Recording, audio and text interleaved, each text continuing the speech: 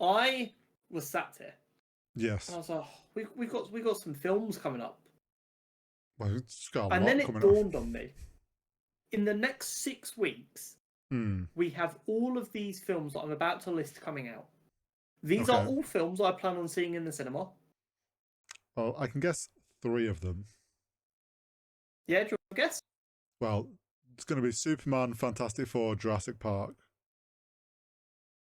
Jurassic World. Jurassic right. World, sorry. All right. Yes, they are the what I would consider the big summer blockbusters. Yeah. But we have so much more. I have no So, idea what's starting with this Friday, okay. we have Elio, which is the new Pixar film. Oh, It looks like yes. Pixar might be back. It's about a little boy who asks aliens to abduct him because he doesn't fit in. I am incredibly excited about this film.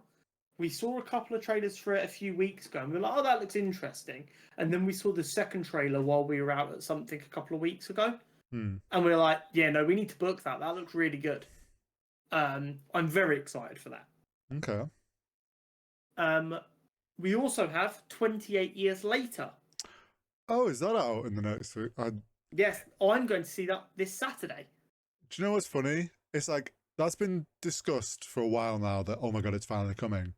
I just kind of had no idea when it was coming. It just snuck up on you. Yeah. I'll be going to see that this Saturday, so I'm very excited about that. Then we have a film that Horry didn't think I'd have any interest in, the F1 movie. Oh, yeah, I forgot you said that. You were going to see that. Annoyingly, the week you're seeing it, I have a busy weekend that I'm just not going to get the chance to go see it. Yeah, we'll discuss it once you've gone and seen it. But me and Jenna saw a trailer for it ages ago. And a lot of the people who worked on Top Gun Maverick worked on this film. Well, yeah, like basically cinematographer dudes and same writing team and crew. stuff. Brad Pitt's a great actor. The concept of a NASCAR driver making the jump to F1, while that will piss off some racing fans, makes for a compelling story. Like a really compelling story. And I'm excited. It looks good. The early reviews of it are good. Yeah, and I mean, to add to the hope that it's good as well, like, I know Lewis Hamilton has advised on F1 stuff. They've filmed at the F1 on like grid walks and stuff to get actual on grid shots. So the other F1 drivers are going to have cameos. I know at the start of... Sorry, they did a lot of actual driving as well. Yeah, they've done a lot of actual driving. I want to say Lewis has stunt doubled I'm sure some of the F1 drivers have done stunt doubling essentially to drive the F1 cars, or some professional racers have at least. Apparently the 2 actors that are the drivers have also put on something like 6,000 miles each. Yeah, on that's the car. What I heard on the F1 cars they were using. They put on like 6,000 miles while filming this. Similar to how like Top Gun, like a lot of that was actual in planes and whatnot. Like it does, everything is leading to it to be like a good, respectful, like, obviously it's not going to be purely like, oh, this is exactly what F1's like, but it's going to be like a good dramatized film of like an F1 story. At the end of the day, when it comes to films about sport and stuff, I don't need it to be perfect. Well, I just need you to not say something stupid. Yeah, it's like Top Gun. No one thinks that's exactly what it's like to be a fighter pilot, but like they make a good effort to actually showcase what it's like flying a jet. With like sports films, I don't care if it's not perfect about like the accuracy of it, but what I don't want, to put it in a football term, is I don't want someone scoring a goal from their own half and then getting flagged offside, because that can't happen in football. And that's like an obvious oversight that anyone who knows football will be like, but that's completely fine. He's in his own half. He can't be offside. As long as they don't do something that boneheaded, I don't think F1 fans should be angry. If they use like DSR at the wrong time or something, you've just got to be like... I think this will be like a real... And F1 fans are going to love this. I have a feeling it's going to be like, oh shit, we've got a really good F1 film. Yeah, so, and like they've got good actors involved, it should be good. I'm excited. Then after that, we have the new Jurassic World film. The first Jurassic World film that's appealed to me since they relaunched the franchise with Chris Pratt. It looks good.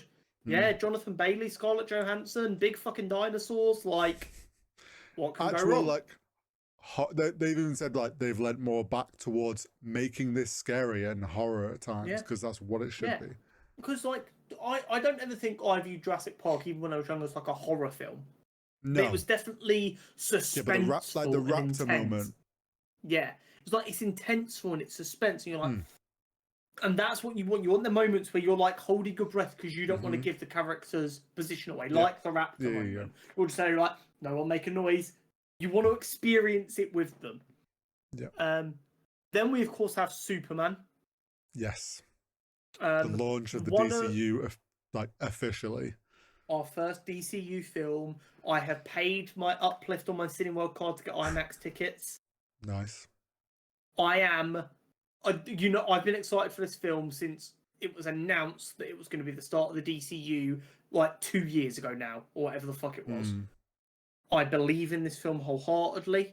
I will not be afraid to criticize it if I think it's bad, but I believe with my entire body that this film is going to be worth the wait, and I cannot wait for it. I agree.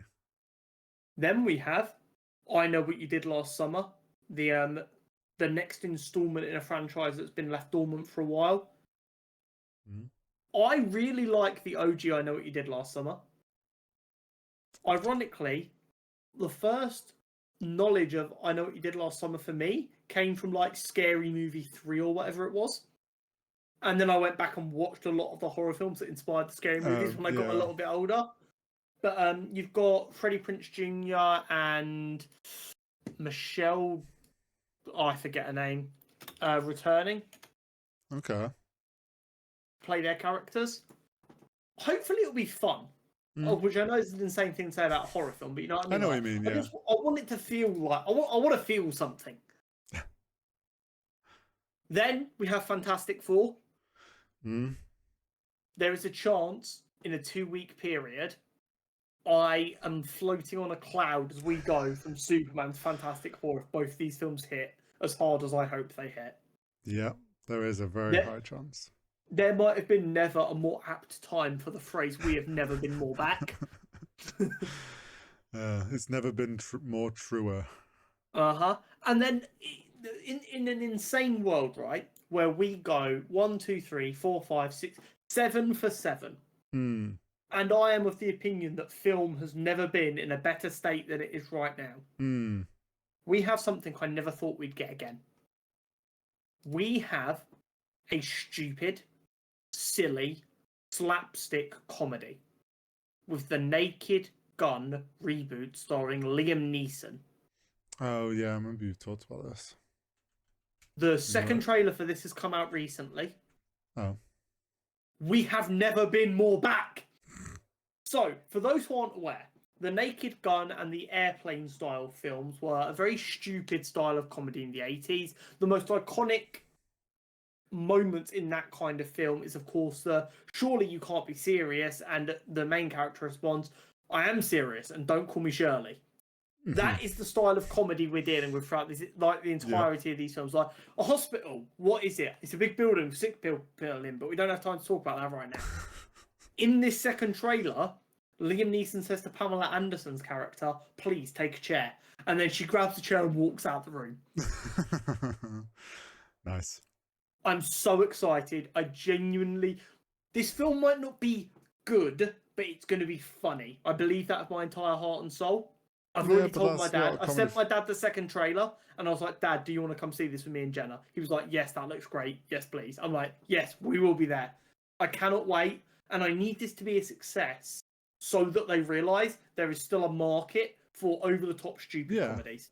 That's what I mean. Like, over-the-top comedies don't need to be good films. They just have to be funny. No, because you can make them cheap enough. Yeah. Like we talk about how at the minute horror films are like keeping the film industry alive because they're cheap to make and they make money. for the longest time, it was rom-coms, comedies, and horrors were the three pillars of keeping cinema alive. Because they were cheap to make and they made money. And at some point, and superhero films do partially take the blame, I accept that. We got rid of comedies and then rom-coms to a lesser extent, but they did suffer. Yeah. And it was just horror films, you better hold up this entire industry in between our $300 million films. The Naked Gun could genuinely be the revival of this kind of genre of comedy we need. And, to a lesser extent, it might be the revival of Pamela Anderson that allows her, to a new generation of people, to be an actress again and not just viewed as like an 80s sex icon. Because that's what she was, and that kind of hampered her acting career. Yeah. And there are going to be a generation of people like me and you who maybe don't know who Pamela Anderson is. And they're going to go watch this film and be like, oh, she's fucking hilarious. Why isn't she in more things? Yeah. And I'm excited for this. And I genuinely, although the chances are slim, I see a world where I go 8 for 8 on this run of films, and I'm reminded of why I adore cinema so much. We can hope. I've got all my bases covered here. I've got a Pixar animated film. I've got an out-and-out horror film. I've got a drama sports film. I've got a kind of intense action horror. I've got a superhero film. I've got another horror film. I've got another superhero film, and I've got a slapstick comedy. The only thing I'm really missing is a rom-com. Yeah. Pretty much covered all bases there. Why cinema's great. Because there are a lot of people who are probably going to only go watch one of these films at most. And I'm going to come in here every week for the next 6 weeks, and I'm going to go, if you have a spare £15, go watch that film. Holy shit, I love cinema. Thank you, creative people of the world, because I'm so excited for the next 6 weeks. Yeah, and on top of that as well, obviously we have TV stuff as well. Yeah, with The Bear and Ironheart and probably other things that I'm forgetting. What time to be alive? God. It's going to be stacked.